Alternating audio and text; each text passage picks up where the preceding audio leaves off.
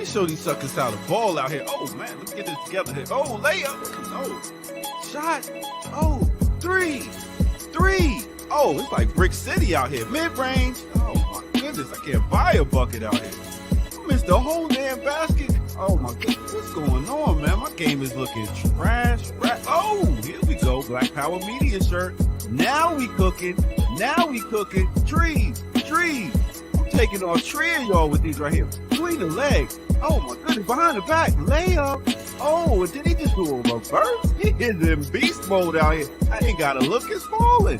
Oh my goodness. This guy is going 3, 2, 1. Kobe. Nice. Black Power Media, baby. Nice. Empower yourself. Go get you some of that Black Power Media again. Right here, blackpowermedia.org. Yeah.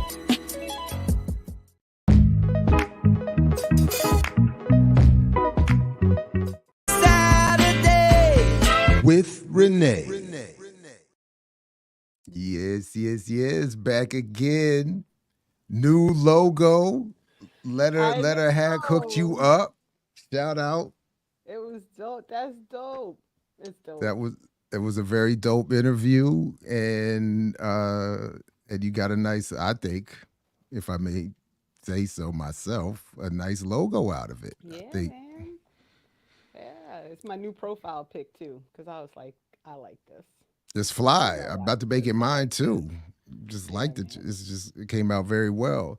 So listen, I know we got a lot to get to today. Big time guests coming through, but before we move forward, I did want to publicly thank you again for the great invitation Wednesday up your way to Newark to hang out at your job. To hang out with did such a good job talking to the students. Then we had such a nice. It was a small gathering, but it was a well done conversation. It just flowed. It was fantastic. It was very nice, and I think again the greatest reward was that one of your students from the morning wanted to extend the conversation so much that she dragged her father. Yep. And whenever you get students sort of involuntarily extending these kinds of discussions, I just think that's one of the greatest honors. So shout out to all of you and your crew. A lot of nice colleagues you have there. And I'm sure that spread that you all ate the next day was dope.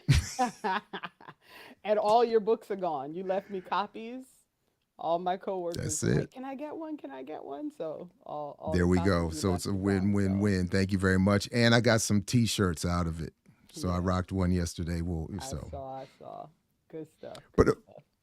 But as I said, I know you got a lot going on. Do you want to? Are we standing on ceremony, or is our next guest now so routine at this point? Return, so just bring him on. Okay.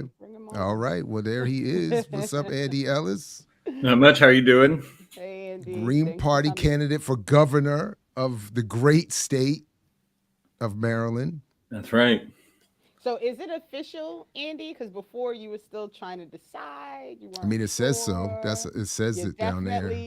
I mean, it's on, like Jared says, it's on your show. It says so. Yeah, it's pretty official. It says so. It must be real. Yeah. There we go. I had never watched that intro all the way through. I gotta get a Black Power Media shirt now because I don't want to be missing those shots. So exactly, that will carry you through the election and everything. It'll make your campaign speeches better. It'll make and shout out to everybody live with us as well. Greetings to you and to those who will see this later. Welcome. So just shouting out everybody. Everybody gets the greeting. All right. So Andy is back because there is a new policy on the table in Maryland that he has been really working hard on to try and change the petition setup. And it's interesting after reading through everything that you sent, it's interesting to see how the powers that be play the same games no matter where you are, right? Like no matter where you live, there is always some attempt to silence the people and to prevent actual democracy from happening. And I think this is in part why I get so frustrated when I see people say things like, this is the most important, it's the most important election. We have to save democracy. And I'm like, you need to save democracy also from the people who are currently in power. Like, it is not like whatever happens at the end of this year, that is not the make or break for democracy, because democracy is already broken here. It like that ship has sailed. And so I think it's so interesting to watch this happen in different places and to see those connections, right? Like those threads that move through from one place to the other with literally the same exact thing is happening. The impetus behind that thing happening may be different, but the reaction is the same. And it's never about the people. So first, Andy, why don't you talk about one, I want you to really clarify like the new going for governor, because I'm fired up and I used to live in Maryland. So know that if I still lived in Maryland, I would be behind you 100%. And two, if you could talk about this, this policy and what you all are trying to do, why you're trying to do it, like give the audience some background.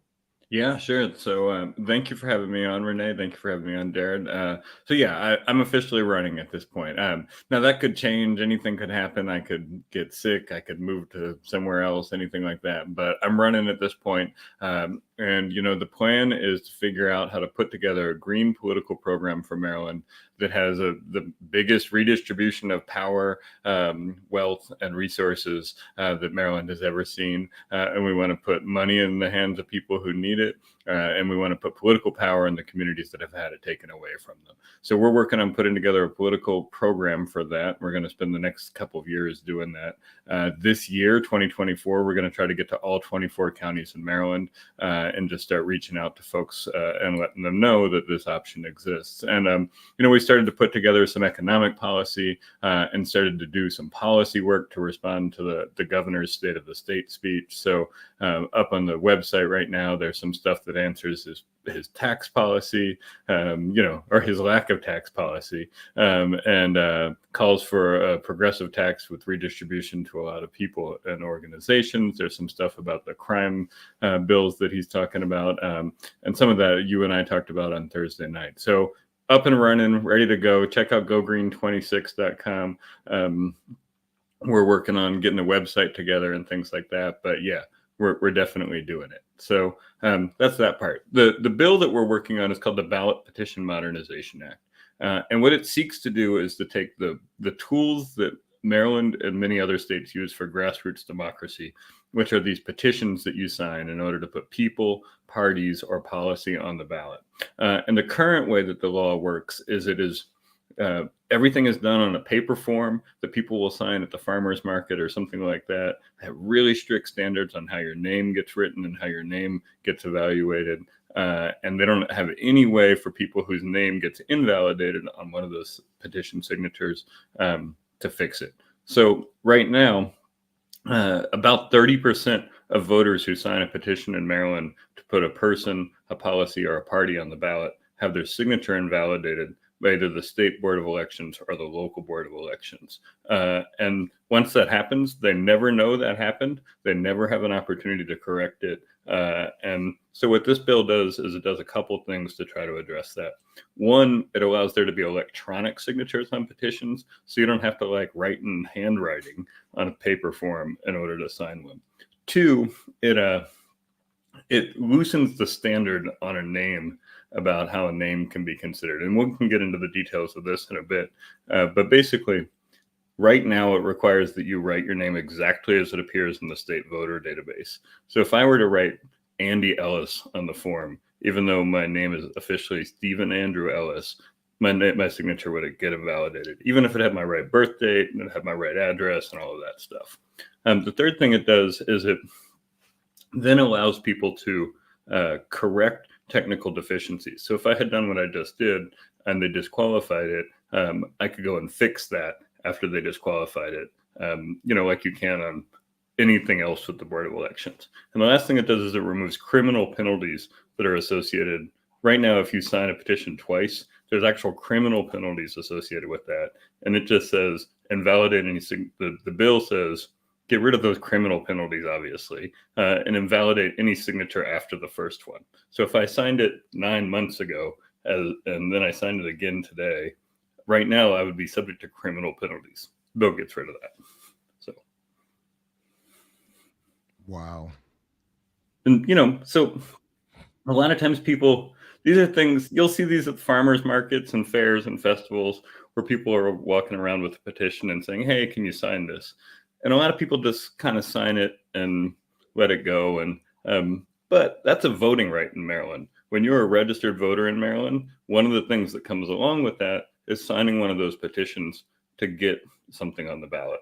And so it's sort of the most ignored of the voting rights because it is not about the people who are in power today, but it is an important one. And this bill seeks to improve the conditions under which voters can have their voice heard.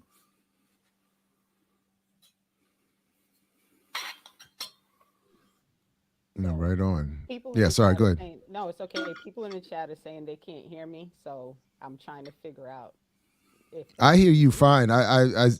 Yeah, I hear you. okay. It's So they said it's just low. So yeah, it's not as good as whatever, but I know your setup is so very a quickly, little different right audience, now. so But know, this is temporary. As soon as my husband brings me back my computer, I'll be back on what I'm normally on.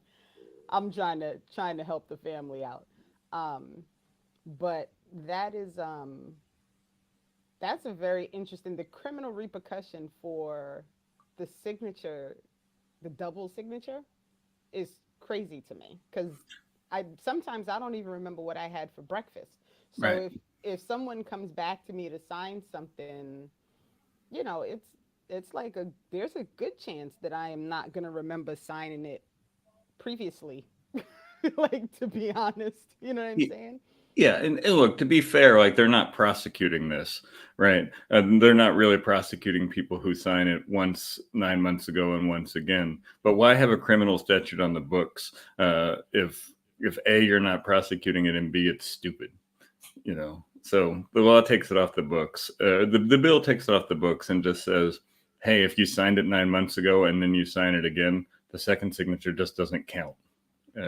Wouldn't it be great if we could approach all criminal law that way, right? Like, so this is very much news to me, but I'm wondering how does this fit? It feels like it's a piece of a broader array of efforts to suppress voting or to manage who is likely able to vote, but then who is also likely able to be voted for. Yep. So if we think about it in terms of parties, one thing that the Democratic Party often tries to do with third-party candidates on the left is to invalidate as many signatures as they can so they can stop them from getting on the ballot. So in North Carolina last year, when Matthew Hoh, or in 2022 when Matthew Hoh was running, and they thought the Democrats thought that Senate seat might determine the balance of the U.S. Senate, they brought in a big, powerful lawyer to challenge as many signatures as he could to try to knock Matthew Hoh off of the ballot in North Carolina. And that happens in a lot of places. You'll see them using these paper forms and these strict standards on these paper forms in order to determine who and what are on the ballot. And the degree to which they think that the thing that is going to be on the ballot is a threat is the degree to which they will use those powers. And so I think it's absolutely a way of gatekeeping, literally a way of gatekeeping who people get to vote for and what people get to vote for. And we can talk more about that in some of the specific cases where it's happened. But it is a paper form in almost all of the United States. It is a paper form where you have to write a full name on it and then have a signature. And then election officials can do whatever they want. They can either compare the signature to what's on file, like they did in Atlanta, or they can invalidate it based on name basis and things like that. And it's absolutely a means of people in power stopping things they don't want on the ballot from being on the ballot. Interesting. So of course, because I'm the one, right? I read through the whole bill, because that's what I always do. But So the electronic signature, because if I remember correctly, that does not happen in New Jersey. So I'm completely unfamiliar with how the electronic signature works. So can you explain a little bit about like what that process looks like? Yeah, sure. So during the COVID state of emergency, all of these people who were doing all these petitions around the country were like, hey, there's a state of emergency. We're not allowed to go outside. Public events are canceled. So boards of election around the country had to figure out new ways to handle this. And so what they said was, all right, let's allow online signatures or electronic signatures to occur. So for example, what we did in Maryland is we had a system where voters could look up their information on a database on the web, type their information into a form on the web. And then if that was right and it matched what was in the voter database, they could go ahead and just type their name into a signature box. And then that counted the same as writing it on the paper and signing it. Since then, New Mexico and Arizona have adopted this as full-time policies that are now permanent policies. A lot of places adopted it during the COVID state of emergency because they had to, because it's a federal constitutional right to try to get parties on the ballot for congressional and presidential races, and that happened during that a presidential year. And it's a state constitutional right in most states to be able to petition to put a party or a question on the ballot. So all these states made these sort of temporary allowances for it during COVID, and then quickly repealed it because they thought that it made it easier for things that they didn't want on the ballot to get on the ballot. So what this says is, let's take what happened during COVID and prove to be successful. It validated way more voters' legitimate expression of their voting rights, and let's implement it permanently. And so I think New Jersey allowed something during COVID that was like, you could type the form, print it, and then send it, and then sign it by hand or something like that. This goes a step further than that and allows the signature to actually be electronic. And, like here in Maryland, at the State Board of Elections, I can change my voter registration. I can request an absentee ballot. I can do all sorts of things electronically and over the web. I can even sign up for a PAC that gets unlimited money and gives it to a candidate or a ballot question. I can do all of that stuff electronically, and we're saying that this is a piece of it that you should be able to do electronically as well. I mean, that it makes sense to me, especially as we move forward with so many things being electronic, right? Like you can damn near sign your life away on an e-sign document. Like why wouldn't you be able to do that? And I would think it would make this process a lot easier to be able to, have a conversation with somebody and say, hey, scan this QR code and just, sign it right here, and then you're done. And then on top of everything else, it removes, you could do both, right? Like you could have the paper form. I want to hear Jared's well. Form, No, right? because I'm saying because we literally just had this argument on the Hickory Ridge Village Board. Again, Andy, I have to remind everyone that you are not the only elected official or attempted elected official around here. That just let's just show some respect. Just show some respect for the village board. No, I respect that Columbia Village Board seat. I'm telling you, it's serious.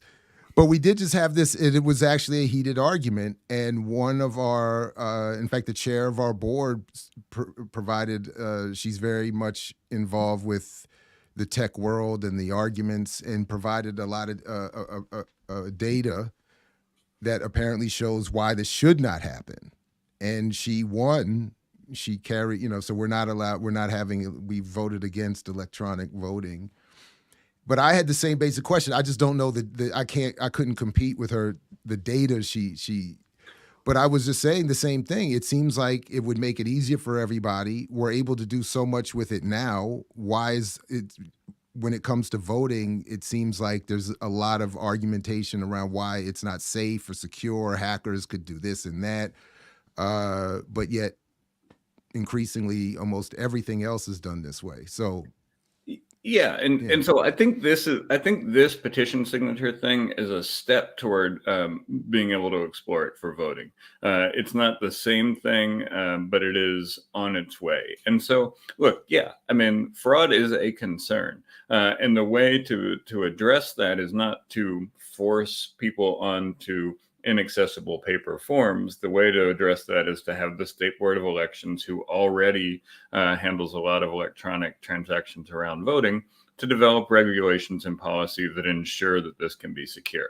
And so that's what this bill does, is it sort of says, the bill does not try to solve that problem in legislation. It asks the State Board of Elections, who already has to handle these things for other functions, to be able to develop a set of regulations around it. So I think you're right. I think we should not go into this world without some checks on it. We should not just say everything can be online and we don't care how you get there. Otherwise, you start getting some of the stuff that happened with the free and equal debate when they, put their thing out and people were challenging the initial results and things like that. There has to be regulation around it. There has to be policy around it.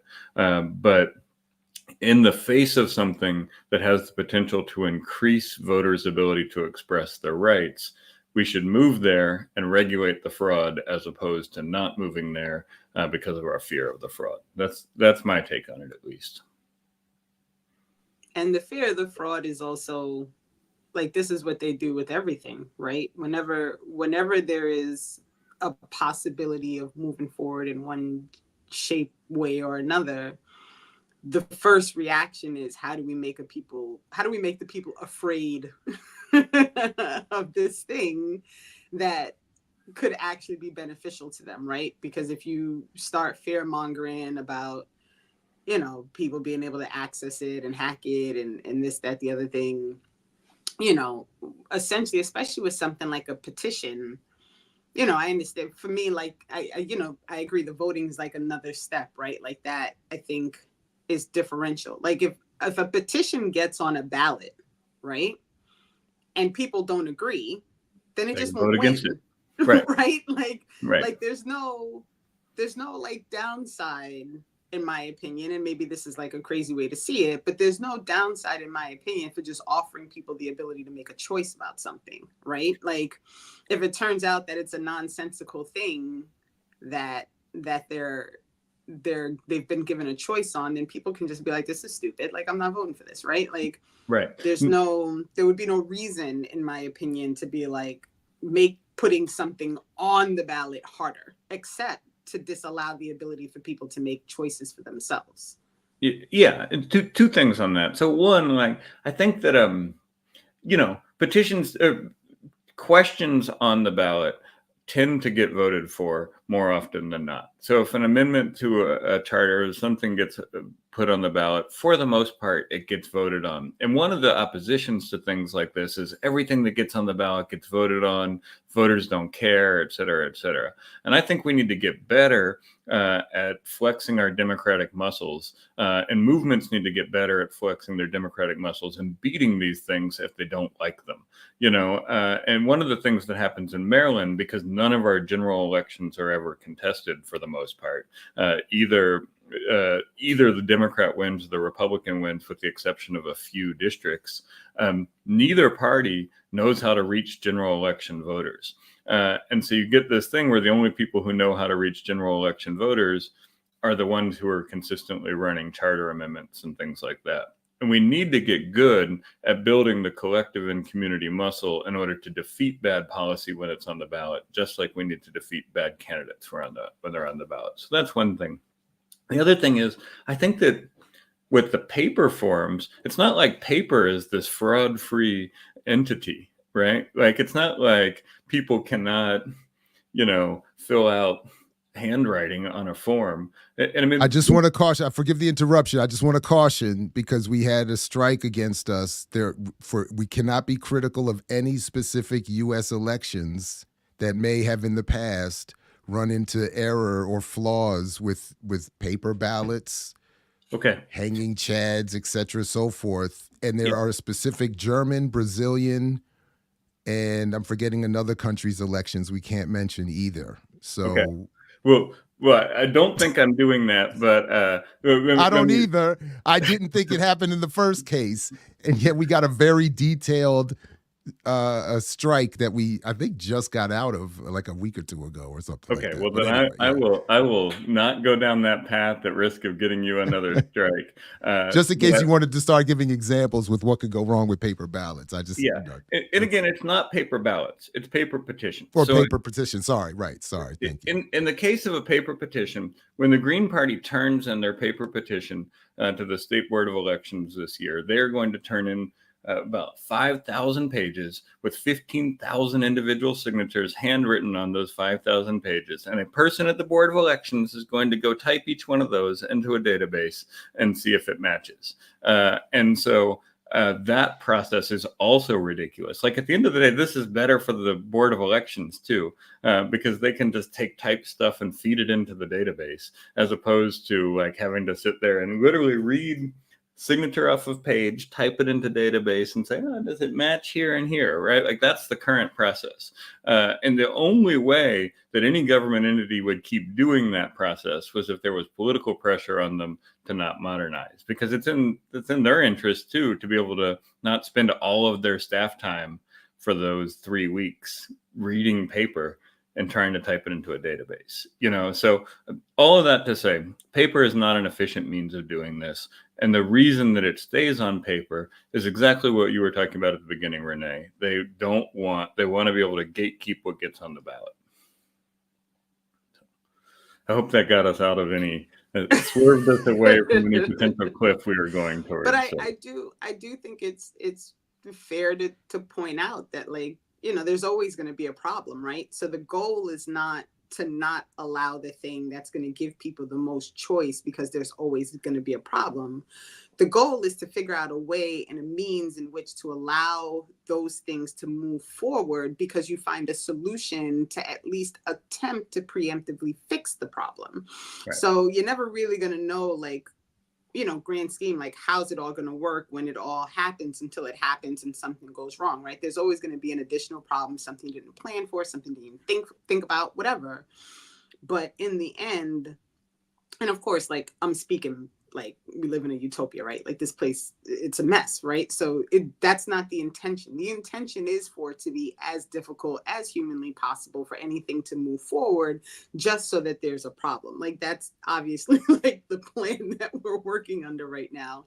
But grand scheme, I like what you said about organizers and what should be happening grassroots on the ground is kind of fighting these battles to try and fight for the ability for people to gain that type of power. And that's the thing that I think, and Jared, you could tell me if I'm like wrong on this, but I feel like that's what we've been trying to really push for. Like we bring Geechee on, we bring all these people on, and the intention is to try and see if we can cultivate some ideas for people to kind of walk away with, to say, yes, this is how we can try and move forward in order to make something happen that is going to be beneficial as far as the material conditions of this community are concerned.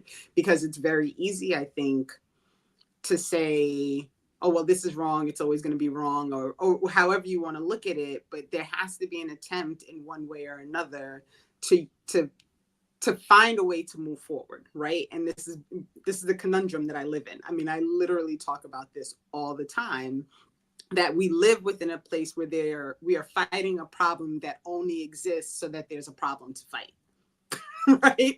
And so when you look at electoral politics and voting and ballots and all these things, none of these problems have to exist, right?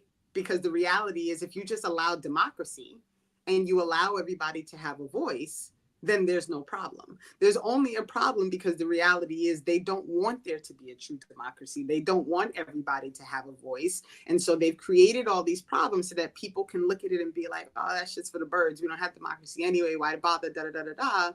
And in doing that, it continues the problem, because then the people who really should be invested in fighting it don't want to be bothered, because the system's such a shit show that they don't want to, they don't want to engage in it.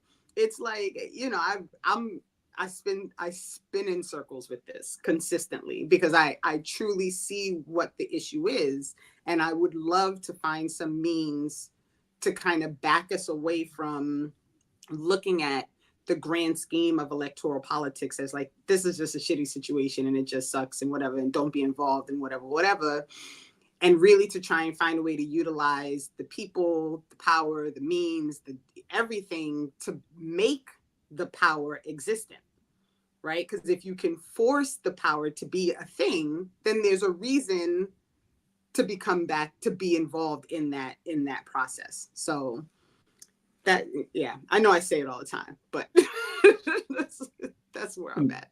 And I think, look, I think the question of being able to put policy on the ballot through grassroots democracy helps to check the ineffectiveness of elected leaders, right? So in Atlanta, the Stop Cop City movement put together a petition in order to stop Cop City when the other means of electoral and legislative politics didn't work. They got that petition approved by the city, or by the city solicitor, I think. They collected their signatures, and then when they went to submit their signatures, the city of Atlanta and the elected Democrats in Atlanta started to use these signature verification techniques that Republicans use against them in order to disqualify as many petition signatures as they could, because that's the easy lever to use when these things are handwritten on paper. Is these verification and validation standards are the way that they can defeat it without having to actually have the political fight about it in front of the voters. So, I mean, I think if we look at what I think a perfect example of why movement for liberation need to look at these tools is because the Democrats and Republicans are doing everything they can to use these tools to stop those movements from putting things on the ballot that they don't want. And I think the Atlanta case is shocking. I mean, it's to the degree that the same person that the Democrats hire to knock the Green Party off the ballot, Mark Elias, was in Atlanta telling the Atlanta legislators that they were being ridiculous. You can see how much they wanted to control this process, you know. And I think the glimpse of power that it potentially has to say that the voters of Atlanta could have decided on Cop City instead of the city council and the mayor deciding on Cop City is an example of the type of way that I think movements can use these type of referendums. So. Yeah, I am actually curious about extending from that point how you see how you see what your campaign effort is attempting to say to people who you may encounter on even your political left who say, I don't want to, voting is not a solution. We can't use the vote. Yep. I don't want, you know, how do you address those critics when you, I would say, look, even if you don't want to vote for your city council person, or you don't want to vote for your mayor, or you don't want to vote for governor, the ability to vote for policy, as long as it is the right policy, oftentimes has power that goes way beyond the typical electoral politics. So let me give another example. Baltimore City, after the state of Maryland made cannabis legal, there was something called, and recreational, there was something called the Community Repair and Reinvestment Fund. And this is a fund that takes its cannabis tax dollars and gives it to the communities that were most directly affected by the war on drugs. It's a reparation, but it is talking around reparation in the title by talking about community repair. So anyway, this policy has been set up, and it requires each of the jurisdictions in Maryland to set up a commission to figure out how to allocate the funds that they get from that. Baltimore City is adopting a reparation fund that is moving forward with a reparation fund that tries to push the power over that commission as far out as possible so that the people are able to vote for, so that we can get into the details of how that happens, but it's trying to push power over those resources out. Every county in Maryland needs to adopt one of these commissions. And the Democrats and Republicans who make up the majority of those county commissions are going to do everything they can to stop people from being able to have the power to determine how those resources are allocated. So something like this, a charter amendment that could happen along with my campaign in each county, could be able to structure the way that the people most affected by the war on drugs, Black and brown working communities, have the power over that fund. So I think we have to start thinking about what the power that these charters and referendum give us to govern and to structure the laws of our city and state outside of what the elected leaders want to do. And it's not going to be easy, right? Like, none of this is easy. Wresting power and resources away from those who have it now is never easy. But these mechanisms make it so that people have more ability to exert directly democratic power over those things. And so that's what I would say to somebody in my, if somebody said, I don't care about the governor, doesn't matter, I would say, okay, cool, but vote for this charter amendment in Washington County that allows Black communities in Hagerstown to have the most possibility to exert power over how these resources get spent, or something like that. We'll see if that's persuasive or not, but that's the line I'm going down, which is that these grassroots power mechanisms are powerful in a way that elected leaders are not. No, I like the idea of attaching a move to a particular policy, and then you don't have to worry about getting into the whole broader, well, why the Green Party, or why this, or why not voting, and all of that, and Yep. particularly if you're moving through a community or something in the street, so to speak. So yeah, I like that. So is this But, this yeah, go chat? ahead. Sorry, the chat is interesting right now because I don't know if sometimes I wonder like if people are just intentionally argumentative just to be that way in the chat. No, I don't think I don't think anybody's saying Sometimes I this, am. So right. I don't think anybody is saying the government is going to save us, nor do I recall at any point trying to imply at all that electoral politics is the path, right? I feel like I've always made a very balanced argument that the real problem with electoral politics is that the system is not really set up for voting to make a difference for the majority of people. So the real issue is that we are literally living in a system where we are told that this is the way to change things, but it is intentionally set up for that way to not actually change anything. So my thought is there a way to work from the ground to try and create a power in order for you to actually be able to utilize the system to change something that is useful within your own community? So I'm not talking even federally, because that to me is like, honestly, is wasted air, right? For the majority of people, what happens at the top in the White House, in DC, in Congress, for the majority of people, those things are useless, right? For the majority of people, they serve no purpose because all of those people are working for the same people, and none of them are working for the betterment of people on the ground and in communities. However, and this is something where I feel like it's really important to consider, you can do a lot of things on the ground, but the system is set up intentionally to push back on those things and to create problems for those things in order for them to not actually work for the people that you're trying to help. So if you set up I don't know, like this, the thing I always think of is like a community garden, right? If you set up a community garden and you are actually using your community garden to feed your neighbors, to create some sort of system of exchange, whatever have you, right? Then the city realizes that your community garden means that people are not traveling to whatever company they gave the tax break to in order for them to be able to make money and profit off of the people in your community. They can easily do whatever they want, because this happens, to change the rules or to suddenly decide that they're going to actually utilize some random policy that's been in place for 100 years to shut your community garden down, right?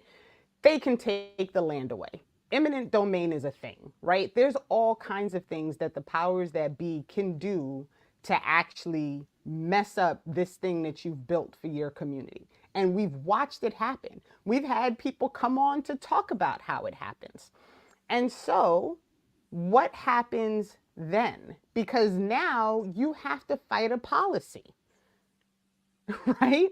So all I'm really saying, and this is literally not about voting. Like I don't care what people do when all is said and done about voting. My question is, what do you do and how do you address the fact that the system is built in order to prevent you from taking care of yourself, in order to prevent you from taking care of each other, and that it thrives, literally thrives on separating people, right? So what happens then? Because I don't have the answer. And that's why I'm always bringing people on and asking these questions and trying to figure out, like, what do you do? Because there needs to be something that happens, right? Like there has to be a way to try and fight, because you're not going to be able to break the system overnight, right? The system, in all reality, it'll break, I hope eventually, because all empires break eventually, right? So you can wait for that. But in the meanwhile, what happens when you are trying to do something materially on the ground in order to support your community, and the system and the city or the council or the state or whoever comes in and does something in order to be a detriment to that thing that you're trying to set up? How do you do that without finding a way to create power within your community in order to push back on the system? That's the ultimate question. And I feel like people in the chat tend to be like, oh, electoral politics. But that's not the conversation. We're talking about how do you mobilize and try and determine a means in order to fight back against the system that you know literally exists just to prevent you from doing the thing that's going to improve your material conditions. Yeah, and let me say a couple of things about that, Renee, because I think that's a good point. So, first of all, like, I'm not talking necessarily about voting for a Democrat for city council or something like that. Let's talk about these ballot initiatives and these questions that can be put on the ballot, because they are the means of restructuring the system as it exists. It's not easy, and it is not always going to work, but it is much better to restructure the government to the degree that you can so that people can exert power on it. I was talking to Davon Love on my podcast a couple of weeks ago about reparations and community sovereignty. And the argument that Davon makes is that if you have to look at a governor, a president, a corporate CEO, or a foundation board, or a local city council person, the people are most likely to be able to exert force on is the city council person, because they're most likely to be responsive to them. The foundation head at the nonprofit is not going to care what you say. They have no democratic responsibility. The corporation has no democratic responsibility. The governor doesn't care what you say. So pushing power out and down into communities is the best way to be able to allow there to be democratic control over the system. Again, it's not going to be easy, but it is a tool in the struggle to be able to make it so that people have more power over the structure that happens. Second thing I would say about community gardens is there is a petition being circulated in Baltimore City right now that is called With Us, For Us, and it is a bunch of unions and labor organizations and progressive organizations that are trying to get a community wealth building fund set up that has community control over who allocates those resources, and it includes things like funding the community garden and funding and making those things secure. Again, it's not easy, but it is a democratic container that allows people to exert force on something. There are other means of doing that, but this is a means of doing that. And the third thing I would say about this is if this tool were not powerful, then they would put campaign finance regulations on it. One of the most interesting things about ballot questions is they have no campaign finance regulation. So the right-wing billionaire who runs Sinclair Media and Fox 45 here in Baltimore is spending millions of dollars in order to weaken the city council, in order to weaken Democratic power, because he can. He can write $1 million check in order to get this thing on the ballot. Whereas, you can only write a $6,000 check to get a council person on the ballot or something like that. But he can write $1 million check in order to make it so that he can put these ballot initiatives out that his right-wing media outlet can push on the people, his newspaper can push on the people, and things like that. And if this tool of direct democracy and grassroots democracy weren't so powerful, they would not let billionaires have unlimited access to control it. So I think that, like, when we look at the tools that we have in our democracy toolkit, voting, especially in a place like, I don't vote in any election in Maryland that is anywhere close to consequential. Every one of them is decided well before I ever get to vote for it, because the Democrat city council person is going to win by 90 points in my district. The Democratic congressperson is going to win by 80 points in my district. None of that stuff matters. What matters is how the system is structured. And the only way that the people can exert power over how the system is structured, if the Democrats are in every office, is through these petition amendments and things like that.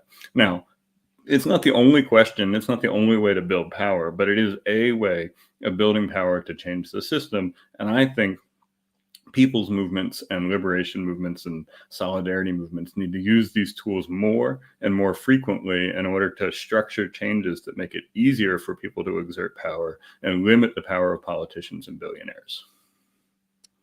Yeah, I just wanted to emphasize that last point related to the previous question or comment, and some of it is in the chat. And that was sort of why I was asking you the other question about how to engage the left or those on our left. Yeah. That the way I see it, the discussions we have on this show or throughout the platform around elections are meant to encourage different approaches to what many are going to engage one way or another anyway.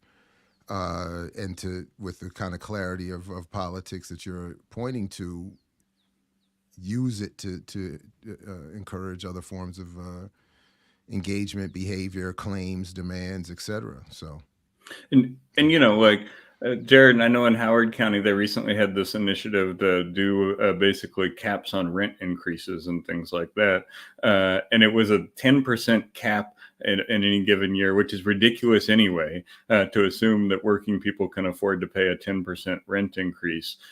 But the council failed to do that. And what could happen is a group of people could get together and they could put a charter amendment on the books and say, put it into the constitution of the county that said that, X, Y, and Z could happen. Now, that might get fought in court, but that's the possibility of when your politicians are failing you to be able to use these initiatives in order to be able to get things on the ballot. And what our legislation does is it tries to make it easier for voters to use those rights and organizers to be able to build power around it. So I mentioned earlier that billionaires can write whatever kind of check they want for it. And that means that the price of, there's this sort of shady industry of people who get paid to collect petition signatures. And it used to be in Maryland that you could get a paid petition signature for like $3 a signature. And so if you need to get 15,000 in order to, get on the ballot, that's $45,000. That's a lot of money. But because the billionaires have come in and started writing these big checks, the price is now like $10 per signature because they can afford to pay that, but the grassroots groups can't. So you end up in this situation where it's now like, what, 15,000 times 10, $150,000 to get something on the ballot or something like that. And they can afford to pay that price, but we can't. And so if we're out there in Howard County trying to get folks to sign on to this rent control policy, it's more people power, more time, and more money we have to spend because there's unregulated campaign finance on this tool. And can I just ask you a quick question? So, yeah. And this is my own, I just don't know the answer. So So this is, I know a lot of this is about like petition signing because you want something on the ballot, right? But not all policy change has to go through a ballot process, right? Not everything has to be voted on by the general population.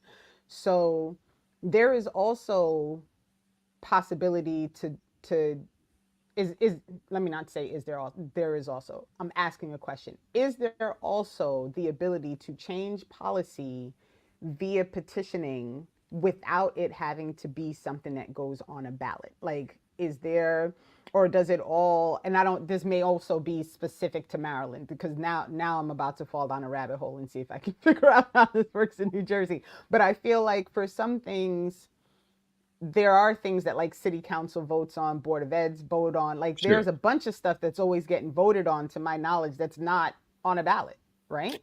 Sure. So I can sign a change.org petition in order to tell my city council person that I want more bike lanes or something like that, right? But that doesn't have any power.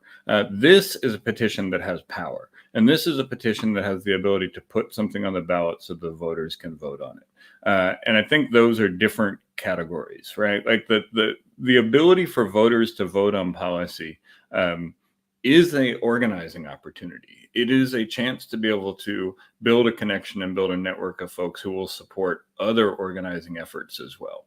So, you know, if it takes $10,000 to put something on the ballot in Maryland that forces Johns Hopkins to pay more of its share than it does right now in property taxes, those 10,000 people who signed that petition are people who you've taken at least one step of organizing with. And you can build on that organizing capability for future electoral politics, for future on the ground stuff, for future direct action, for future mass mobilization. And so this means and that's the other benefit of doing electronic petition signatures, is if I'm capturing these petitions electronically, I can much more easily save them and use those as folks to do outreach to, use those as folks to do power building and organizing with. And, you know, so, I mean, I see this as an important tool that people who are angry with the way that electoral politics works right now, where money and power make the decisions. I see this as a tool to restructure those systems, to wrest some power away, and to organize with people who will vote for it. Again, it's not easy. None of this is easy. Wresting money and power from people who have money and power is hard. But this is a means of doing it that I think is useful and helpful. And I think we need to use it more frequently in order to structure the system in the way that we want to, and in order to build power around restructuring a more just and equitable system that is more redistributive and less extractive. Sounds good to me. Yeah, I mean, I think I know who I'm voting for. Excellent.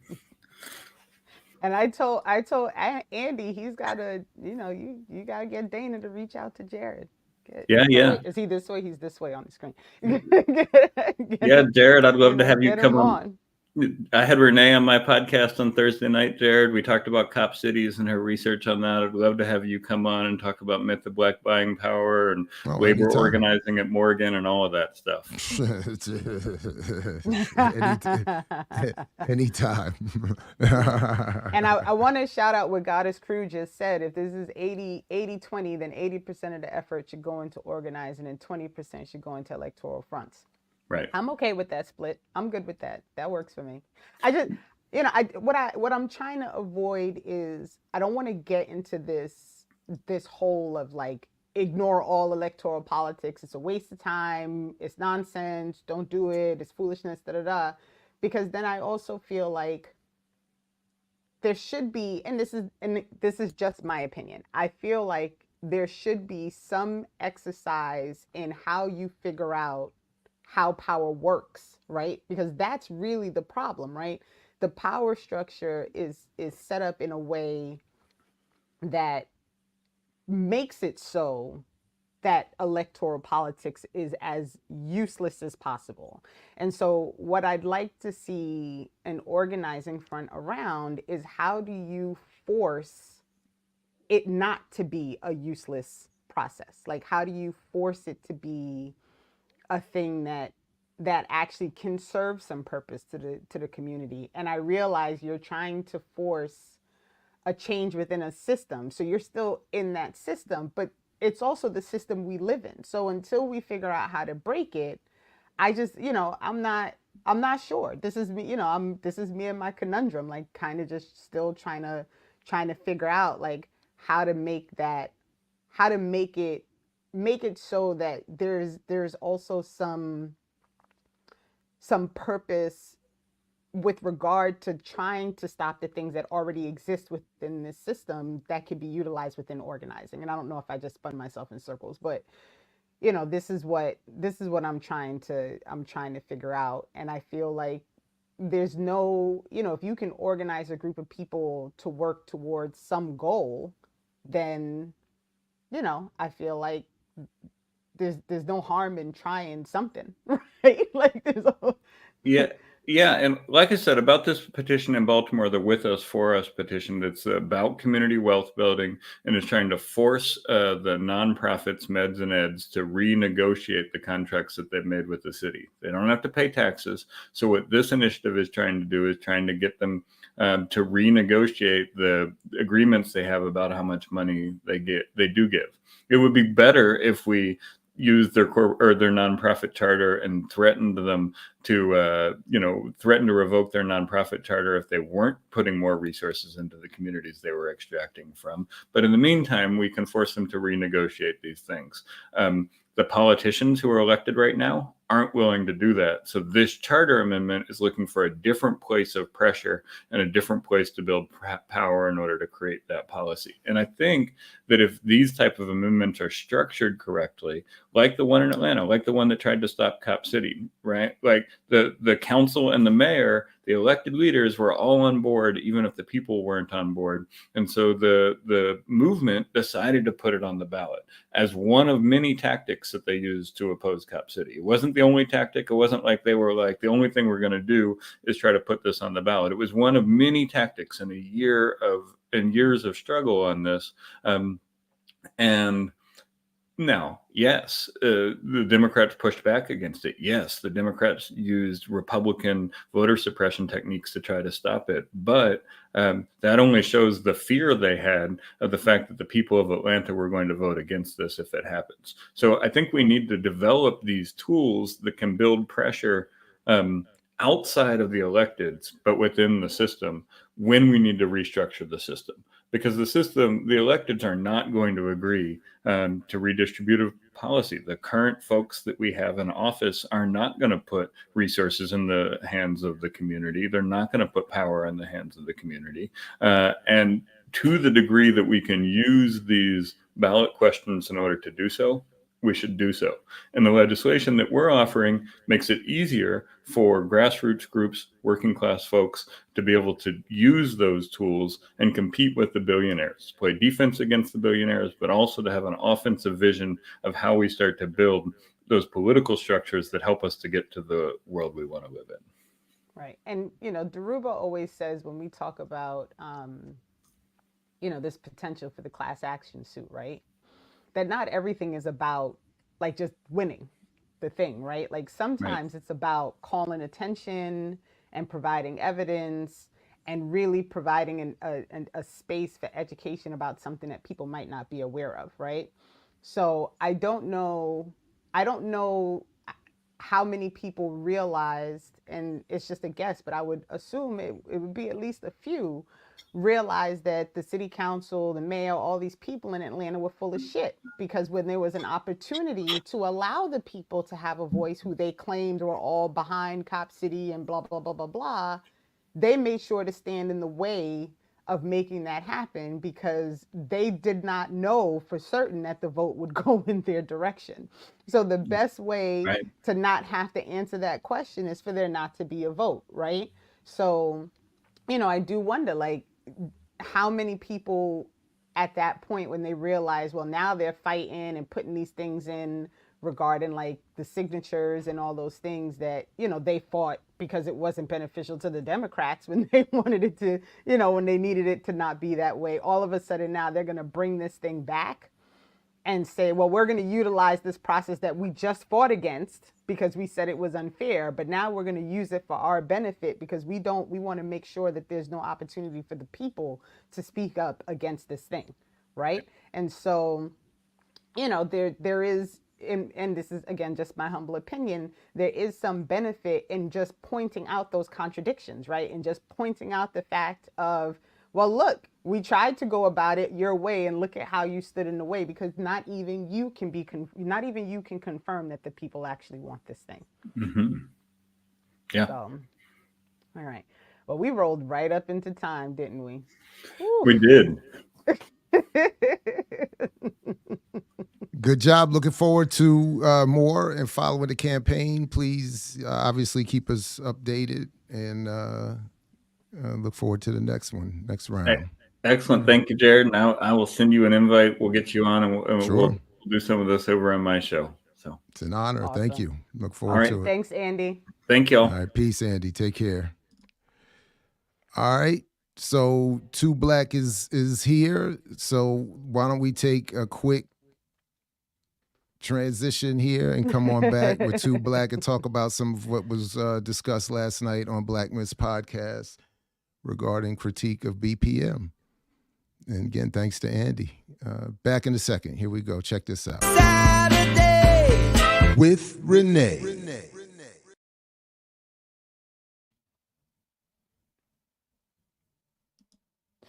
You gotta warn me. You can't just be doing stuff like that without giving Oh, me wait, my warning. bad. Hold on, my bad. I messed my thing. That's joint up here real quick. Okay, there we go. Hold on, my bad. I messed my joint up. Okay, there we go. You gotta give. So what's up? What's up? Yeah, 2 my Black? bad. What's up, good? 2 Black? What's good? So, how do we want to proceed? What's the plan? So, I mean, I have my few questions, and you know, just from watching last night, and thank you, one, for saying like, we're gonna put this thing out there, but let's have a conversation, because I find often that people like just put stuff out there and then they don't circle back to try and like, all right, let's see what happens now.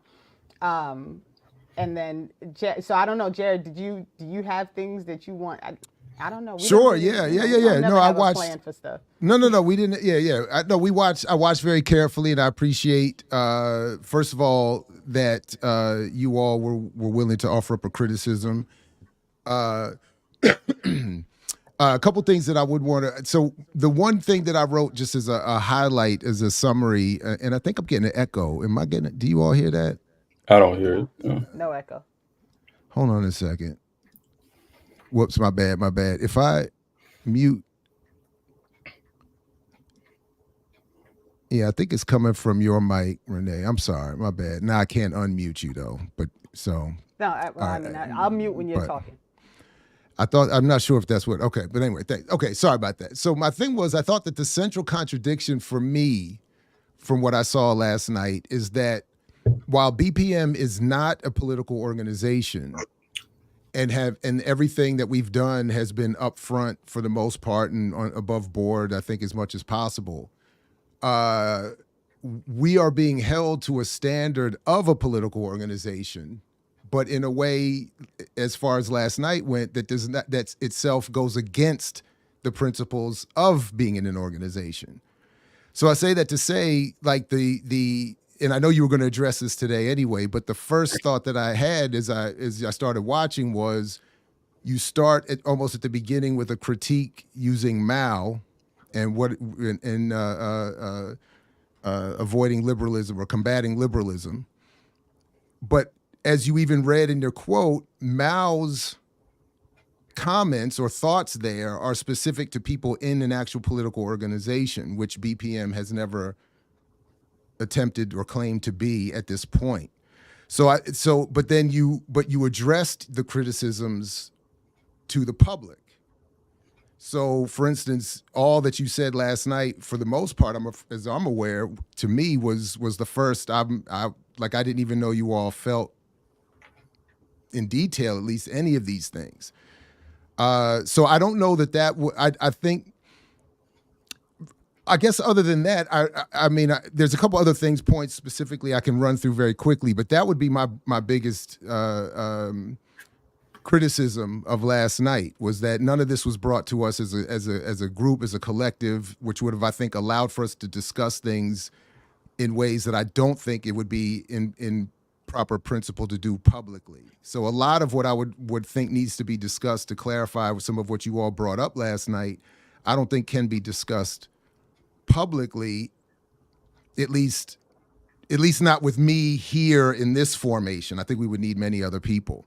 So then I would just say I fully encourage that the critique that you all be brought to a platform-wide meeting where everyone is either in person or on camera, and then can be present to either respond or to maybe clarify why some of what is happening is happening. Yeah.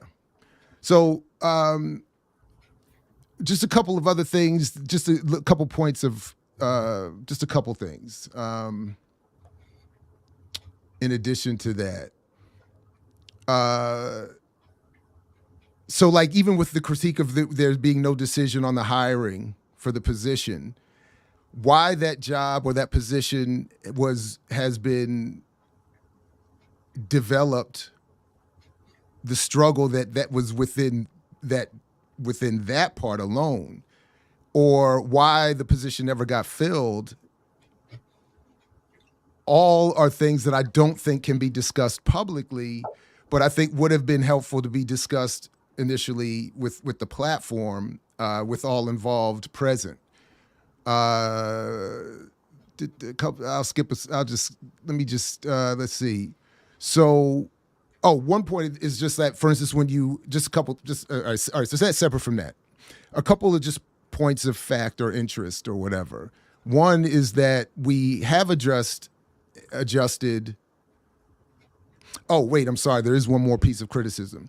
So to that last point about bringing it to the platform, one of the things that I think you all did not accurately present to the viewers last night is that BPM as a platform, for the most part, particularly for the first 2.5 years, did have at least quarterly, if not more often, meetings.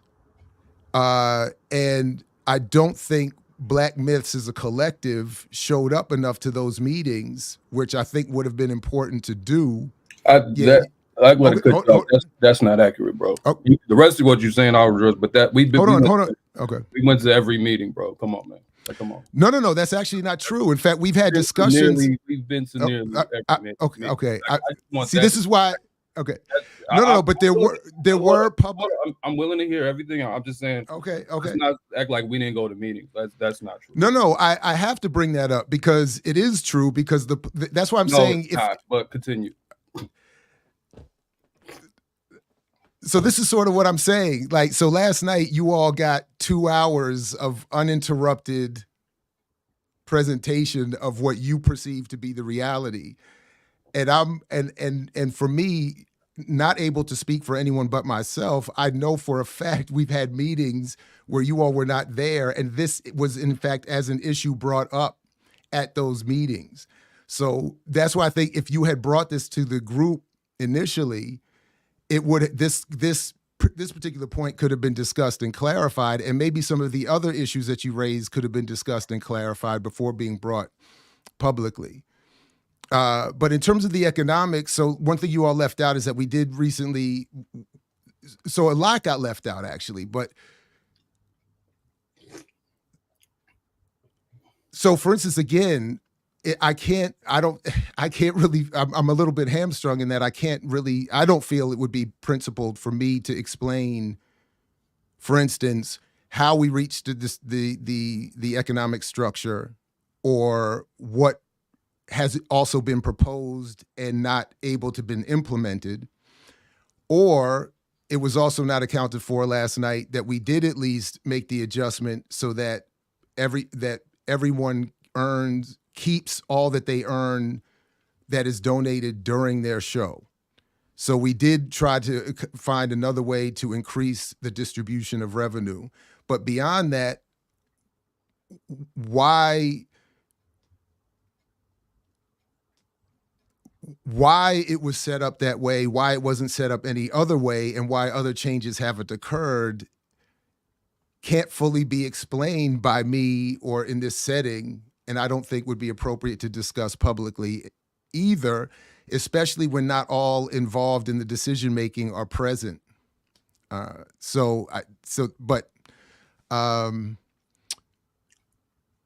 I guess I guess I have more, but I guess I could stop there. I just think that I just think that a lot of what are issues with the platform, and I love that you all brought it up. And this is exactly what I wanted with the platform. I wanted us to have a Black public sphere where we could have difference and discussion and change the context of how people engage YouTube and public intellectualism and organizing and punditry and podcasting. At the same time, I don't think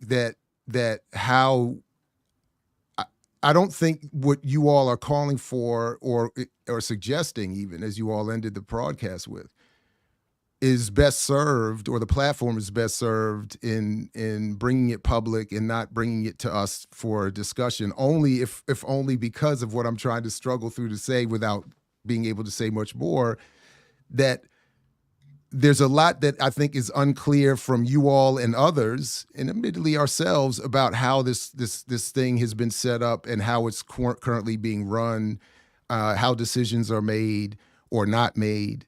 All right, yeah, let me stop there, but I'll stop there. Can I just jump in real quick? Sure. And just, if you don't mind, Black, because there are people in the chat that are a little bit lost. So if you don't mind, I just want to explain. Last night on Black Myth, there was a conversation regarding Black Power Media and kind of looking at it as a structure, as a company, as a channel, and kind of trying to break down some of the things that they saw as, I don't want to say problematic, but I feel like you all were very clear that it wasn't meant to be an attack on a channel or anybody individually or any kind of show individually, and that it was kind of an attempt to initiate the conversation. So you did mention during the show that you would explain it today. So if you don't mind starting with why you all chose that process versus doing an offline meeting first, I think maybe that would help clarify for some people what exactly is going on. Yeah, that's fine. And sorry for my outburst. I just didn't think that was accurate, but I apologize for the interruption. I should let you finish, so my bad on that. Yeah, I think for us to speak to some of the things that Dr. Ball raised and try to respond to that as well as your question, Renee. I think our critique was that there isn't really a sufficient infrastructure. And one of the real issues with that is there's not a sufficient infrastructure to address problems on the channel. That's part of why we did it. We didn't think our critique would really be heard, and we would be able to have a community-wide conversation if we didn't address it publicly. The critiques, we have raised some critiques, and myself have, in my interview for the job, I raised some of the critiques that were raised last night. So the idea that nobody knew we felt this way just isn't accurate. Because those literally the principles of unity is in my proposal, and it was addressed to the owners. So that's not true. As far as just trying to push the conversation forward, again, we're open to any disagreements, any dialogue. I just think that, again, the channel just didn't have the infrastructure. The fact that I interviewed for that job in November and nobody's talked to us since then, even though we followed up, to me just demonstrated that there's not infrastructure to have these conversations. And again, we don't know why. I've tried to inquire. No answers were given. But again, this isn't really about the job. At this point, I actually think that job should be disseminated amongst multiple people. I don't even think that should be one person, honestly. So it's not about that. But yeah, that was our main reason. We just thought that was the best way to have a conversation. Honestly, Dr. Ball, I believe we could not find a clip. So I didn't want to put it on there because I could not find it. So I didn't want to make it sound inaccurate. But I believe Dr. Ball said he wanted an assessment of the channel. So that was another reason why we did it publicly so people could weigh in. And despite whatever disagreements people may have, I think it's the best way to engender a conversation. This is the most the channel was had a conversation. And honestly, there's a lot of side shots that get thrown on BPM amongst all hosts. People get on social media. So I don't really think I'm violating anything or we're violating anything by being direct with our critique as opposed to, any kind of side shots or speaking under the cuff or saying things and then hiding your hand. I think that does happen sometimes. Or even if it doesn't happen, sometimes people take it that way. So for us, we just wanted to put everything on the table and we'll deal with the contradictions. As far as the Mal quote and political organization, I think if you get on a channel and you say you want to be the propaganda arm of the Black liberation movement, I think if we push things like joining organization, we're not a typical media channel like CNN or a Fox News or anything. So I do think we should be held to a standard on to some extent, at least when it comes to principles of unity and a mission statement and a vision, which is something that all entities have, even regardless of their politics. I do think we should be held to that standard.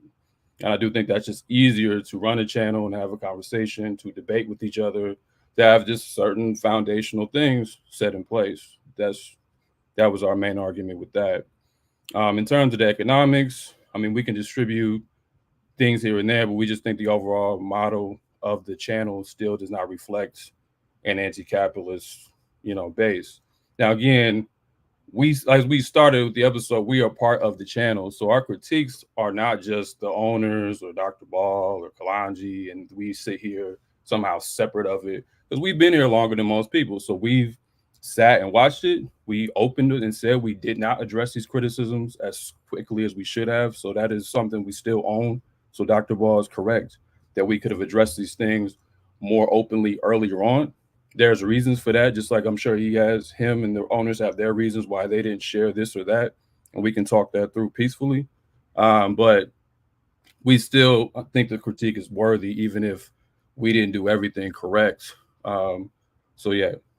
That's effective. No, I think the critique is worthy. And just to clarify with what you said and what's said in the chat, I advocated and still do that people on the platform use their shows to be critical, even with principle and constructive criticism, what goes on the platform. I'm saying that but to address those concerns, I still don't, that doesn't mean necessarily precluding or doesn't necessarily for me preclude for, depending on the issue, raising it privately in a way that could actually lead to it being addressed. So, for instance, just tactically, with some of the criticisms you all raised last night, I just don't see the even piecemeal willingness to go on different shows or have different shows discuss these issues when they have to, I think, be discussed as a platform with those engaged in the platform. Because I don't feel it would be principled for me to fully explain why things have gone on, in part because others are not here. There's disagreement, and and I just think that publicly it wouldn't be prudent to address some of those things. So I'm not in any way acknowledging or attempting some sort of contradiction of what I was saying earlier about calling for the public critique. I'm saying that having heard it, or at least, Now I do have to say that when you present your critique as part of a job interview, that's not the same as bringing criticisms to the platform for them to be discussed by the platform to be corrected. They're you laying out for us, and I think you quite well, what issues are and how you think you could correct them. And that was the whole point of the position. But again, I don't feel I can explain publicly my view of why the position itself was initially struggled to be offered and why it has not been filled. Which is again why primarily my reason why I'm saying that some of this needs to be discussed privately and with all of the owners and so-called leaders and whoever else is involved. But that said, one of the reasons why I wanted the critique to be done publicly is because I do feel personally hamstrung by a set of principles that are not allowing for things to publicly be discussed and things that I would love to have discussions over. And I do think you have all done a great service, just selfishly for me, in helping clarify what I think needs to happen going forward. And steps for that are already being taken. But yeah, I'll stop there. Go ahead. Yeah. Yeah, I think I'm not. This is a genuine question. I'm not quite clear. One end, you're saying sounds like you don't like us sharing it publicly, but you want us to do it publicly because of something you feel you can't speak up on. Like, right. Again, I don't. I know. I know how that sounds because so one, Wait, not knowing. Real quick, Mm-hmm. if you don't mind. So it's tricky because, and this is only because I have somehow found myself having more information than I'm probably supposed to have. But I think the more difficult part is in the response, not in the raising of the critique. Because if the critique that's raised requires giving more information than you can actually give publicly, then it's hard to give a real response to the critique because you can't give the information publicly. So then that's where the issue is.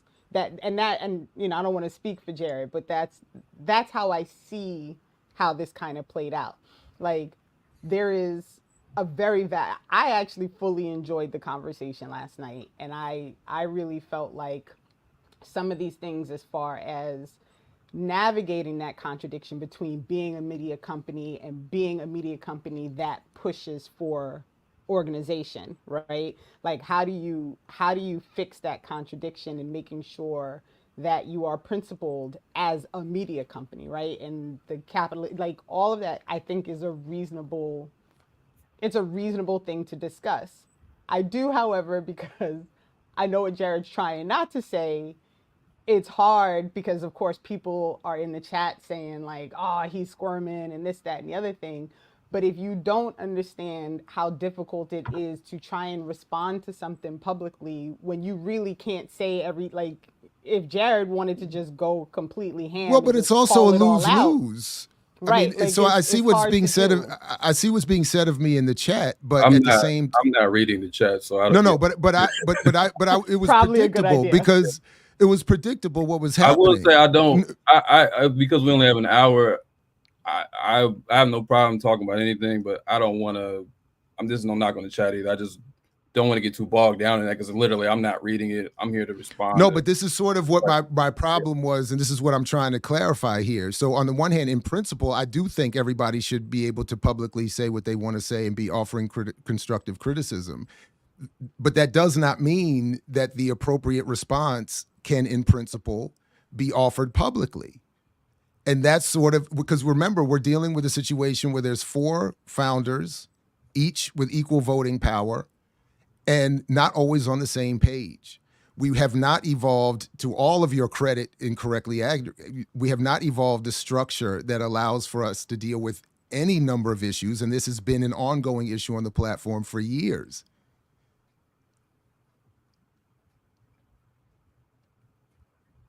But it's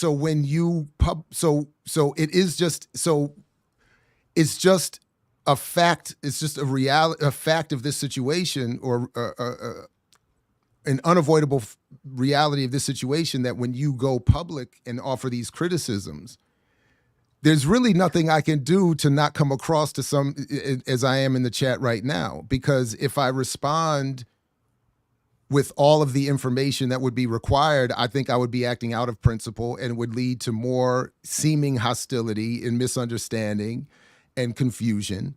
If I show any disagreement at all with what happened last night, I'm said to be in contradiction or defensive over something else.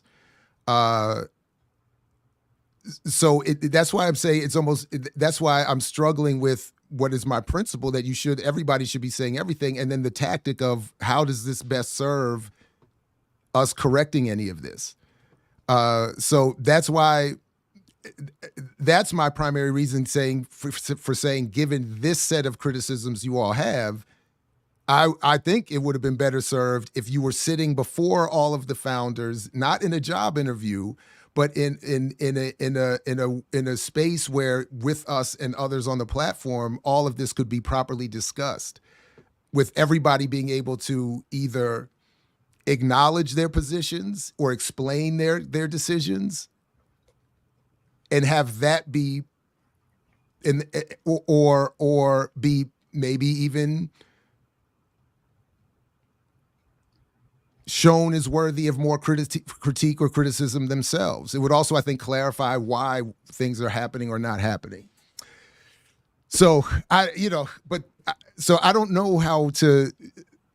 That's the sort of the sort of difficult space I find myself in right now. Because some of the things that are being said in the chat or that were even raised last night, there's an assumption about a process that doesn't actually exist. So I don't know.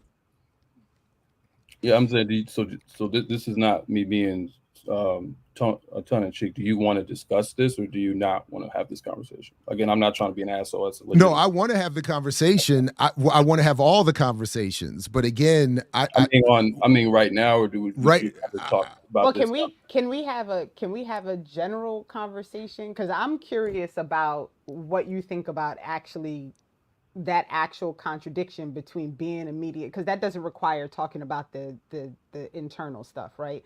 Like in general, when you have what is essentially a media business, and that media business is in pursuit of getting its audience to participate in organizing and to be principled in that participation, how do you deal with that contradiction as a group, right? Like, how do you, is it just by making sure that you set the definitions and that you have the mission and the goals? Is there like I'm and this is just me asking. I'm just curious, no, and especially when, so how I would deal with the contradiction is different from how the platform has dealt with the contradiction.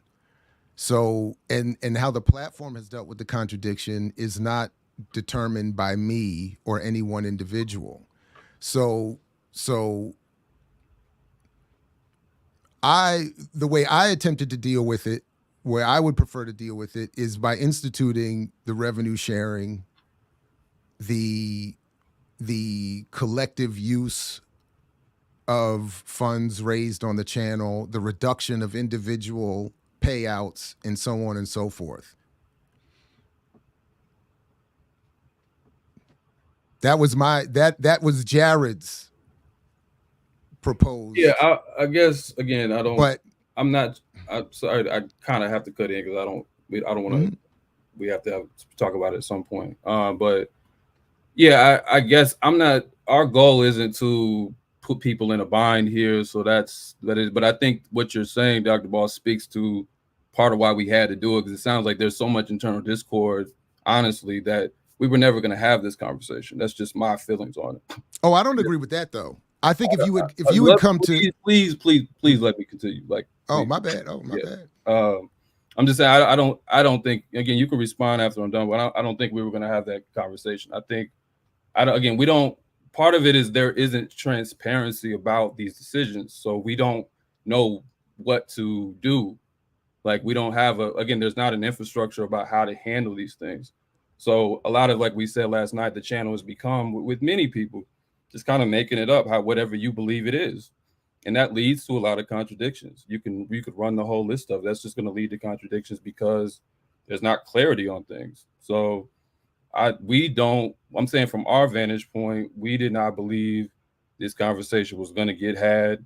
We're open to having it. And even when we said on our episode that we were open to having conversations offline, I just wanted to come on here tomorrow or the very next day to show that we're not trying to diss the channel and then walk away and light a bomb and blow the shit up. That's the only reason we came on here. I have no problem meeting with the owners, my whole team, and talking to people behind the scenes, talking with the channel. But we genuinely don't believe, and we can just agree to disagree on that there was going to be any real conversation, because it just doesn't, from our vantage point, it just doesn't seem like there's a real sense of who's at the wheel sometimes. So that's just how we feel about it. In regards to Renee's question, as far as a media company, again, I think any entity, even if it's just a business, has like stated rules, principles on some level. They may not do it like BAP does it, or they may not do it like Community Movement Builders does it. We use those examples because those organizations that people belong to. We also use Hood Communists, which is a media organization. It's not out of bounds to have a clarity of what the vision is. That's so, but we did though. So common. you're skipping some of this though too, Black. Hold on. So wait, please let me respond. Please let me respond. When everybody was brought on board, the existing financial distribution structure was clearly explained, and everybody agreed to it, as you acknowledged last night. Yeah, right. So, but you said there's no transparency in these decisions, so that's a little bit unfair to say. The way the channel functions, I don't. And we said, so wait. Please let me finish. You cut me off first, brother. So don't do that. Black. Wait a minute. You've been cutting me. Too Black. You've been interrupting me. You've been talking the whole time, bro. I literally said, let me finish. And then you cut me off again. Wow. I didn't realize it was like, I apologize. Go ahead, man. Go ahead. I haven't said, wow. Okay. You've talked more than me. You've talked more than me and Renee put together. You've been giving your critiques. I just want to respond because we only have an hour. That's literally it. I ain't got no beef with you. It's already 12:30.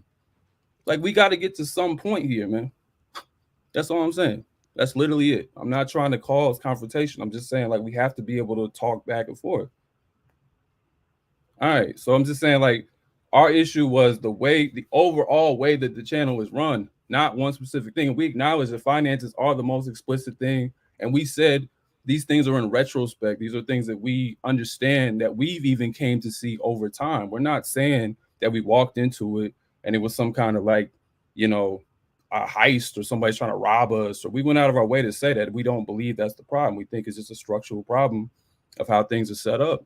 And I think the fact that we don't have these conversations generally, I guess since we don't show up to any meetings, we don't talk about this stuff very often. We don't really have meetings anymore. And when we did, we didn't talk about much. So we just wanted to push this out there, regardless of how ugly it might come off at times, to just prompt the conversation. We're not trying to burn the channel down. Go ahead. So again, I think that if you or anyone had ever come to me and said we should have a channel-wide meeting to discuss this or any other issue, I would have absolutely advocated it. And when we were having the quarterly payout meetings were meant to also serve as discussions. And after a certain period of time, it felt like among the ownership group, I think I can speak on this fairly, that people were either not attending or only attending to discuss their payout, and there was no actual discussion with the channel. We invited people to create committees. Some did. We invited people to engage on our small email group, and I never saw any attempt from you or anyone to say we should have this conversation. No one reached out to me personally. So the details of what you all had as a concern, aside from what you shared with us in your interview, were all new to me last night. So now again,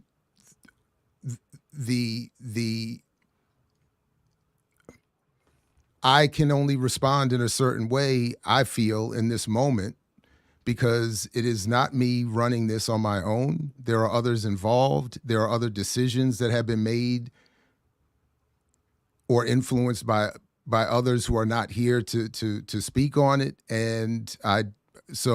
But that's why I'm only saying that tactically I felt like it would have been better served if we are to act like an organization, or if the goal is to be one, than to adhere to the principles of an organization and not bring complaints of this nature publicly first.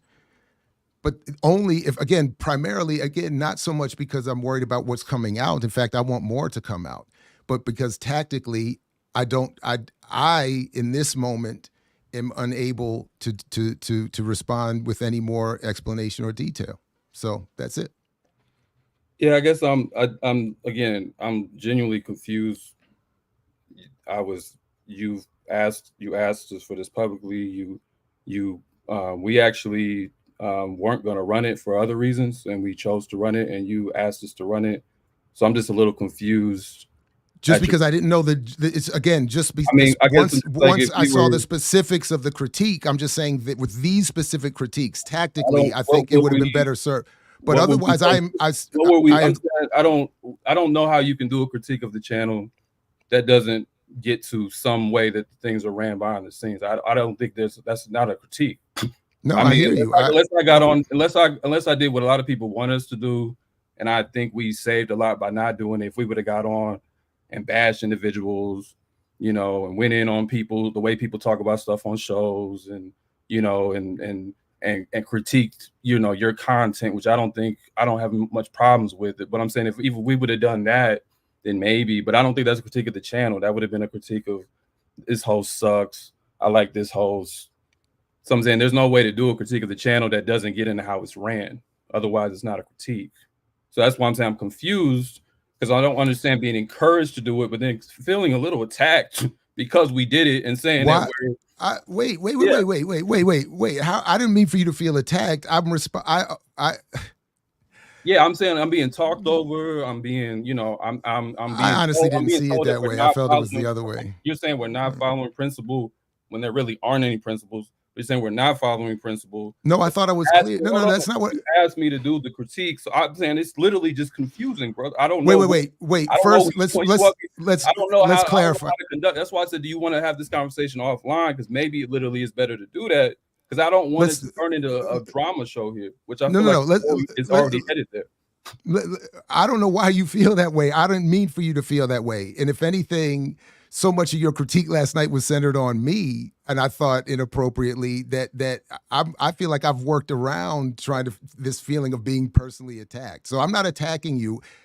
You all had a 2-hour show critiquing the platform. I've only really raised one critique of that. So I'm not meaning to attack you.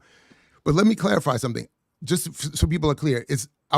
You texted me the other day and said you had a critique of the platform, you wanted to air it. Am I cool with that? I said, absolutely. Which I think is another thing that I think shows our commitment to being principled. We literally just could have dropped that and said, fuck everybody, if we weren't trying to be principled. So I think that's fair. Similarly, I could have said, please don't. And we wouldn't have done it. Right, but I didn't. Right, okay. But principally, that's why I'm confused. So let me finish. Let me finish. Okay, go ahead. But I want to be careful because of the way it seems like you were phrasing it. It wasn't as if I reached out to you and said, please perform a public critique of the platform for us. It was me initially responding to one text saying, we got a critique coming. Are you cool with it? I said, absolutely. I did not know what it was. I did not know the nature of it. Did not ask, did not care. Well, not say I didn't care. Did not ask, invited you, happy to have you do it. Now that it's done, I don't think that should mean that I don't have I don't think that means that anything you then say should not have a response or be even held up for criticism. So really what I was saying by my introductory comment wasn't to be condemnatory of you. It was to point out the fundamental contradiction that is facing us as a platform. Okay, I understand that. Thanks for that clarification. Yeah, so that's what I'm trying to be clear. That's why I even had written it down. So I want to just to try to be clear. The central contradiction for me is that while BPM is not an organization, everything and that everything has been upfront about that on the table from jump. We are being held to the standards of an organization, but in a way that does itself go against the principles of organization. And by that, I only mean with you holding up the Mao comment in the context of political organization, where you're absolutely right, it should be confronted. We aren't one. And by saying that we aren't one, I mean, what I feel hamstrung about not being able to get into the details of is that because of we're not being an organization, and because there is some disagreement and even confusion over that among the founders, I think, and beyond, we're not set up to properly address, especially publicly, the critiques that you all raised. So it's not. So I hope that nuance is a little more clear. Okay. That is seriously appreciated, because I thought you were saying that's our contradiction, and that's why. No, our contradiction. That's why I was responding back. Like, the channel has these contradictions in and of itself. That's what I'm saying. Like, right. Okay. So now it was just a misunderstanding. So yeah, we're good. There we go. That's it. Can I jump in real quick? So Mhm. I want people to understand, because part of the confusion also going on is because people are saying, well, why are you responding so quickly? I need people to understand when we Why is who plan, responding so quickly? why is Jared doing it? Why is it on the show? Why is there only an hour? Oh, So when I got the notice that said Two Black wants to come on and discuss, they're going to do a critique on Friday and he wants to come on with us on Saturday and discuss, I said, okay, I'm cool with that, because that I feel like we should always have an open space for conversation about critique, especially when we're talking about things that, like, we want to be influential, right? We want to have these open conversations so people can walk away and have further discussion. And I think it's true. You have to go about it in a principled way in order to have those real conversations. Jared is responding, and he's not responding quickly. This was a request, right? yeah, Like, I can speak to like that. yeah, if you don't, just because people are jumping all over me and Jared, like, why you only gave an hour? Why are you doing it so quickly? Like, this is, we were asked to do it, so we gave you space to do it. Yeah, the hour, that's not, that ain't, that's why I just wanted to be able to talk in the hour. That was my only issue. The hour was already agreed to, so that's not an issue. And again, we tried to preempt all of this, so we reached out to Dr. Ball, reached out to the channel. Everybody got an email. This episode was coming, and then because this was the next show, if our show was on Monday, we would have been on the morning show the next day. If the morning show would have permitted us. If our show was on Thursday, we would have been on EYL. If the EYL would have permitted us, it's just the next day. And I'm not in control of whatever y'all scheduling is. So, y'all fitting this in for an hour is totally fine. That's not an issue. So that was already understood. I guess just to lay out for people again, this was something that we recorded. As we say at the very beginning of the episode, for those who have not watched it or didn't catch it, that we were, that everyone had been warned about this and that we will show up, and we're down to have conversations on and offline. Like, we understand that this all can't be hashed out online, but we thought this was the best way to raise those contradictions. That's simply all. So just one thing I do want to also address before we run out of time is that I think what you all raised about the algorithm and the impact of my show or the shows I'm on the platform is exactly something I've been raising publicly for months, and I agree with it. It's a major problem. And this goes back even to the earlier discussions about the economic model, the politics of the platform. From before even day one, I know I have raised, and then more recently over the last few months, particularly after conversations with After Signifier in particular and others helping me understand how all this works, we are not set up to succeed as a platform in the context of YouTube. Too many shows, too many different shows. The popularity of one show does not rise the popularity of another, and the unpopularity of another one lowers the popularity of even the more popular one. So we are politically out. We are in every way going against what YouTube wants us to do. I don't know exactly what to do. Now, what I thought I was doing, by just to respond to some of what was said last night about the amount of production, what I thought I was doing by producing more, because I love doing it, and I've been doing it since I had no audiences with mixtapes and pirate radio. My schedule makes it easy. My relatively sedentary lifestyle, all these things are set up for me to do more. But I thought producing more initially was benefiting the growth of the channel, because when I was studying how you grow channels, they advocate more, particularly at the beginning, more content, more even over quality, in fact, is the argument. But you're right. And one of the reasons why we did eventually move to hire somebody or some people, as you, I think, accurately point out last night as well, to help us with this, is because I don't know exactly what to do. We don't know exactly what to do. None of us come into this as YouTube experts. And I'm happy to have discussions with the platform about what's best for the platform in terms of how much I produce, where I produce it, and all of that other kind of stuff. But how we address that as a platform, I really don't know. So I just wanted to quickly make that point, that that I acknowledge that, and we've been, at least on some level, trying to address the struggle with that issue. Yeah, no, I think that's a fair point. I think again, our critique is we try to hold the structure question, and so it's not trying to abstract anything. It's just to say that you know, when you people just do things, and when there's not necessarily a clear way of what to do, certain contradictions will arise. It's not that anybody had any bad intentions. So what you were saying as far as trying to produce more content at the beginning, I think a lot of us agreed that was the best approach. I mean, again, like we said, we learn a lot of this in retrospect, and as we see the channel grow, some of these things come more to the surface that maybe we didn't understand as early on as we should have. And that's all of us. That's all of our faults. And some of that is just the algorithm is also the most abstract thing involved here, right? We don't know what the algorithm wants half the time. Like, you're always trying to play a guessing game with it anyway. So I think trying to have a collective is a challenge on any YouTube channel. I think our issue was, you know, as far as an issue of scale and how we would have built the channel up.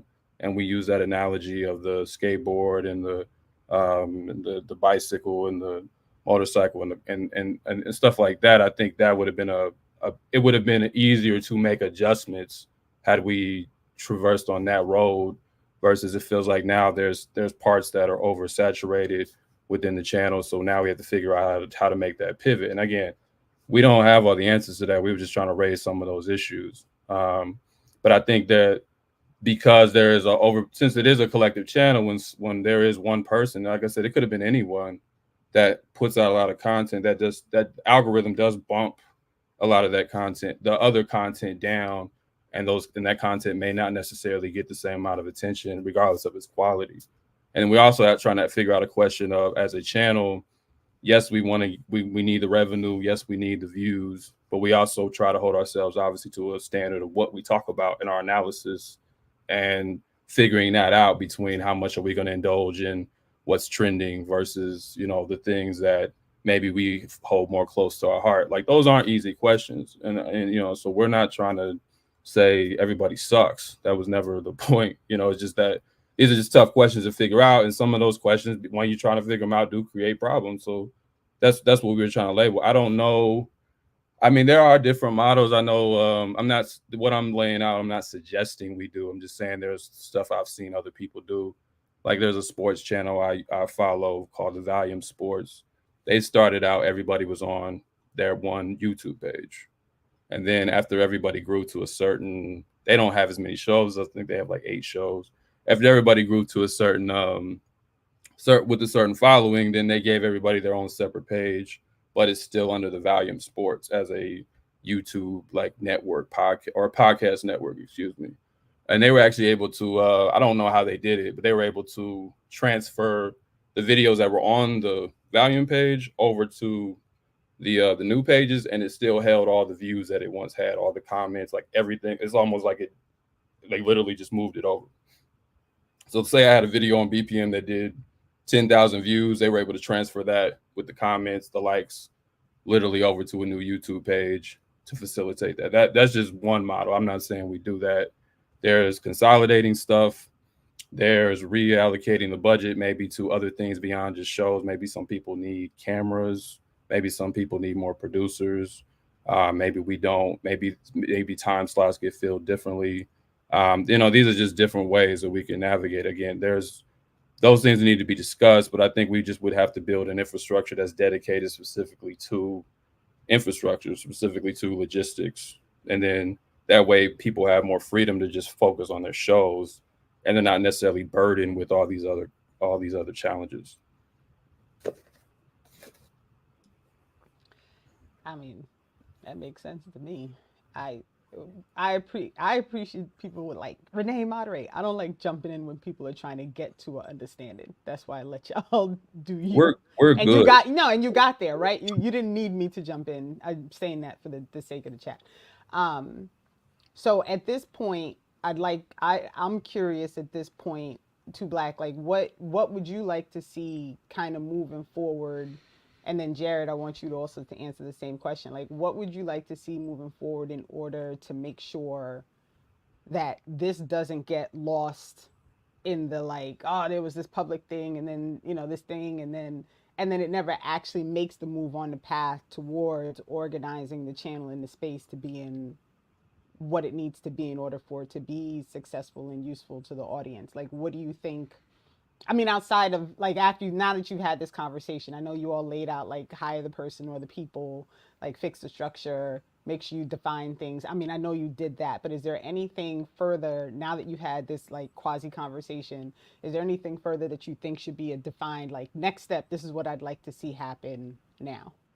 Yeah, I think there should be an off-the-air conversation. We always knew that if anyone took us seriously, at least we always knew that that was the inevitable end of it. So I think, and if people have issues with how we raised it, that's it is what it is. But I think regardless of whether they do or they don't, I think our point is still served that we need to have that conversation. So if we're willing to deal with whatever other issues people have because the conversation needs to be had, I think the recommendations we raised should be addressed. I do think that I think some of these things could be struggled online as far as some of not the issues people have individually, but you know, like principles of unity and stuff like that. I think we could make that interactive.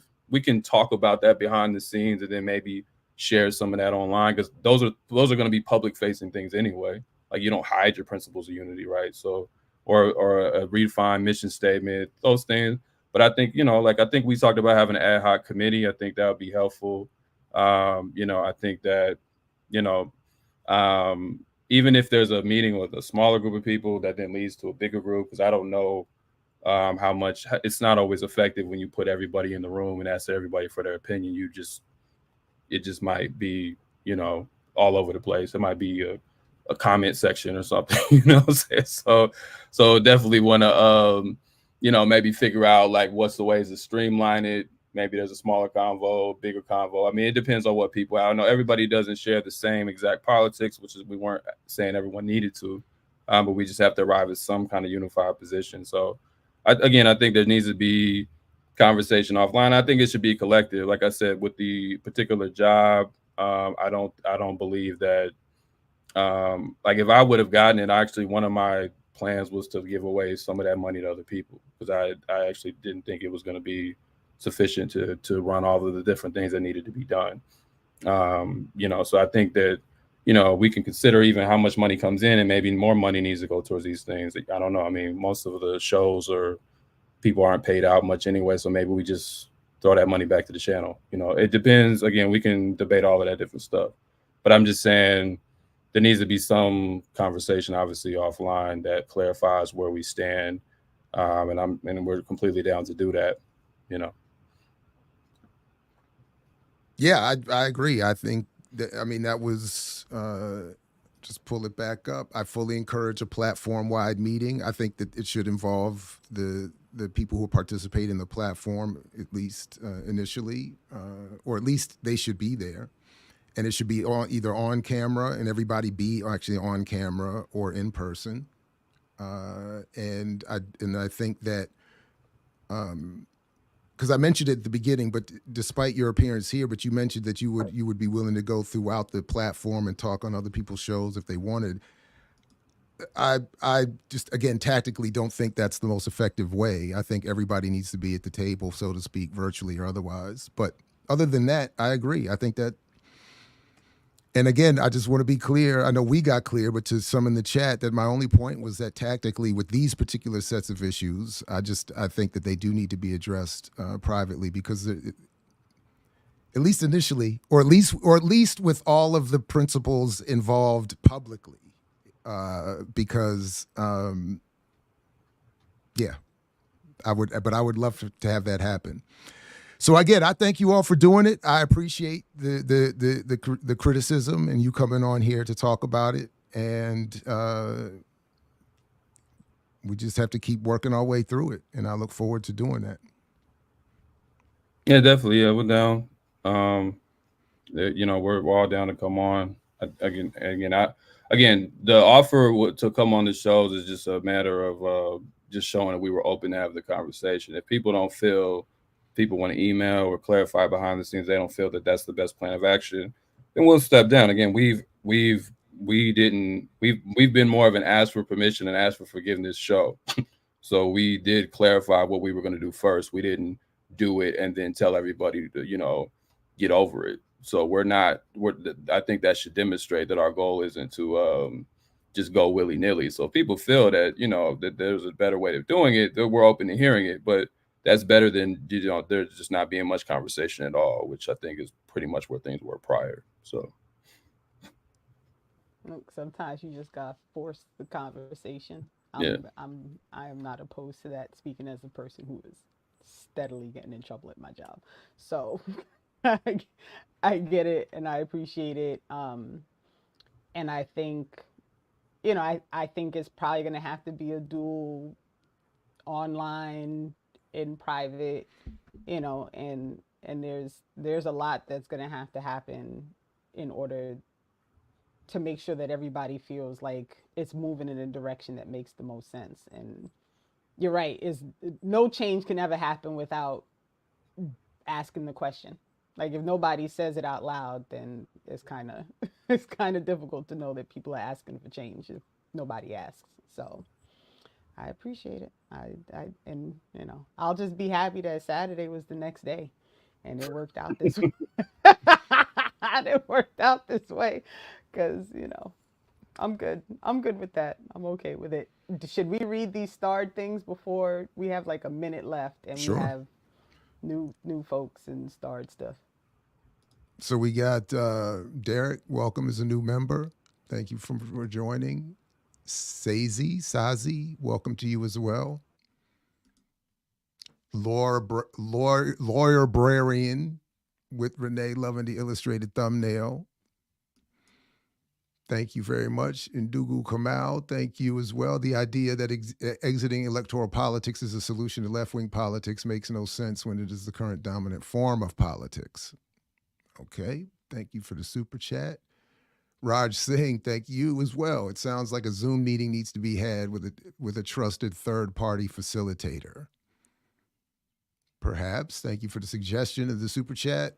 Leotis Conley Jr., thank you as well. Ad hoc is a good idea and suggestion. I agree. Too Black, can I also request that you send me the most thing, like the breakdown? Yeah, forgot about when you get to that. But I think we were actually, I thought we had a BAP regional at our retreat last week, and Max Rameau, who invented that was not us, gives a whole breakdown. I think that actually could help BPM as well. That's why we suggested it. But yeah, I'll send it to you, and I'll also put you in contact with Max. So and maybe we can all come back and just talk about that, because I feel like always creating a space to teach people how to organize and educate properly is the best way. Also, I would suggest bringing Max on, because Max is the inventor. I can't talk about it because we've used it for Pendleton too and stuff, but and for BAP now, but yeah, I would be down to talk about that as well. Okay, cool. All right, thank you. Don't get in trouble. It's 12:57. Yeah, 12:57. Everybody go stretch, get your water, get ready for warrior class. And I don't know what else is coming. Make sure you have the bell rung so you don't miss whatever's going to be dropping on the channel later today, tomorrow, Sundays for sure. And you never know. So just make sure the bell is rung. Thanks again to 2 Black and Black Miss and all the remixers out there. Peace if you're willing to fight for it, like Fred Hampton used to say. And we'll catch you next week on Saturday with Renee.